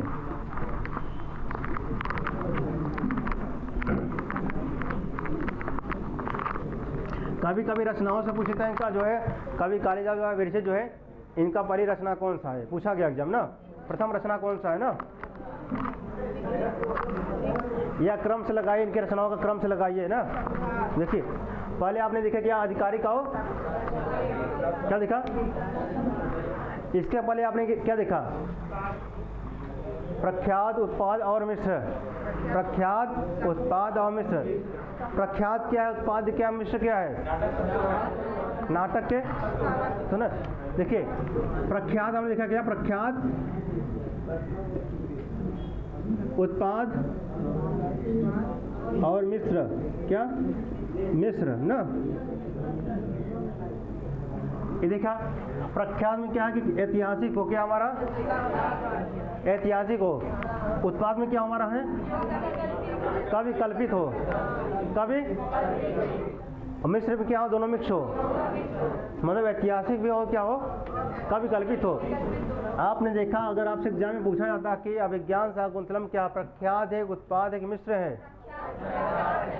क्या है? प्रख्यात। क्यों है प्रख्यात? क्यों है भाई प्रख्यात? मैं अगर आप पूछा जाए प्रख्यात क्यों है, उत्पाद क्यों नहीं है, मिश्र क्यों नहीं है? अगर देखिए, क्योंकि ये महाभारत क्या है? महाभारत कहाँ से? महाभारत ना। महाभारत की आदि वर्ष से लिया गया ना। प्रश्न आता है कि अभिज्ञान शाकुंतलम महाभारत के किस पर्व से उद्धृत है? आदि पर्व से ना। कहाँ दिया गया? आदि पर्व से, आदि पर्व से। ठीक। और हमारा क्या है? पद्म पुराण से भी लिया। क्या हो गया? पद्म पुराण। क्या?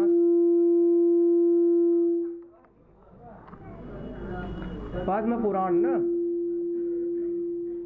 अगर पूछा जाए कि पद्म पुराण ना, अच्छा पूछा जाए किस पुराण से है हमारा, क्या बताएंगे? हमारा पद्म पुराण ना।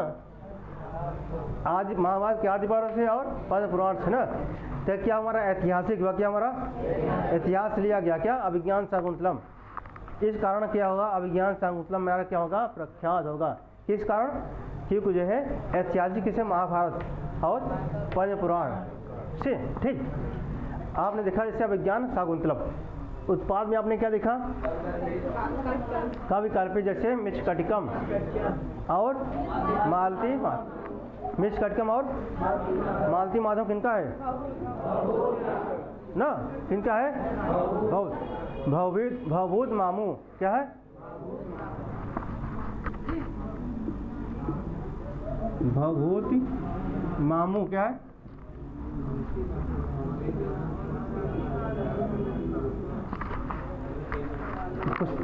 क्या है?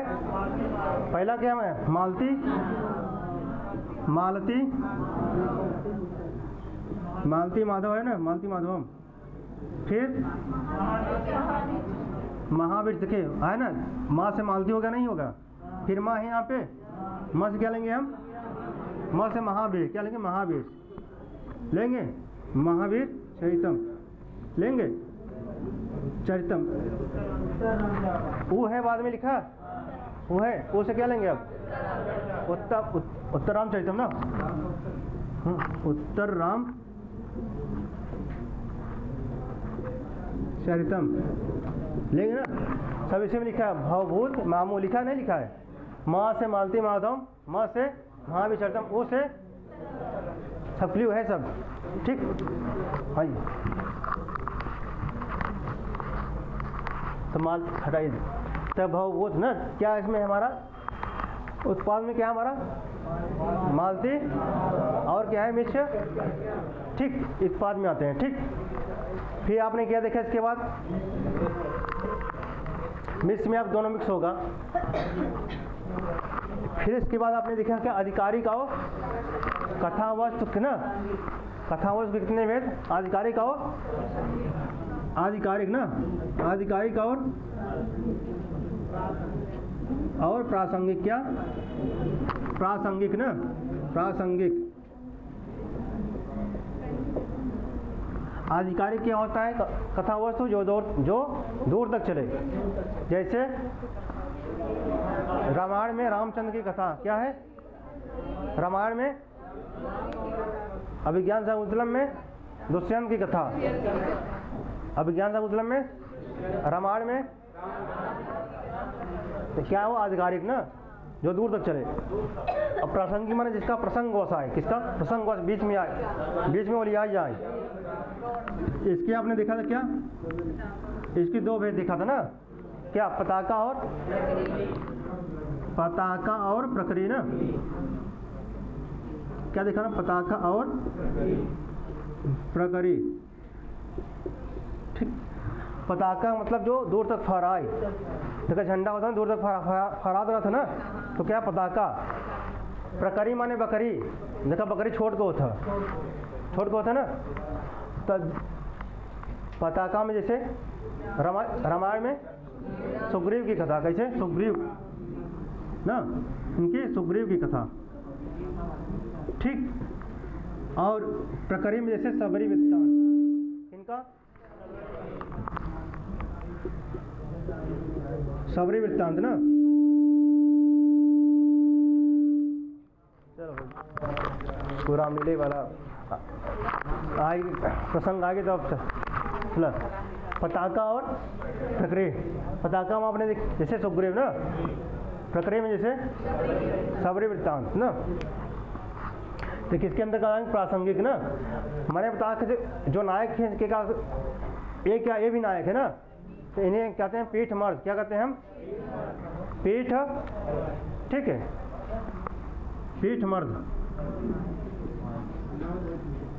ठीक, पूछा जाता है ना कि पताका के जो नायक हैं कौन है, पीठ मर्द कहा जाता है, क्या कहा जाता है, पीठ मर्द। ठीक, फिर इसके बाद आपने क्या देखा था,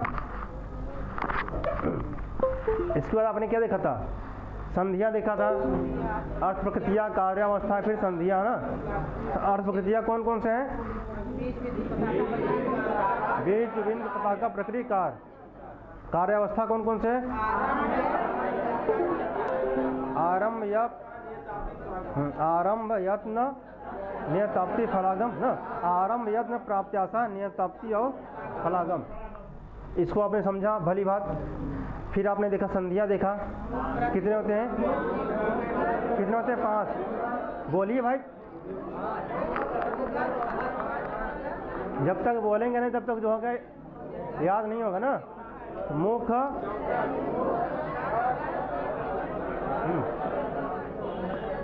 बोलिए, पहली बार में गलत सही बोलिए, कुछ बोलिए।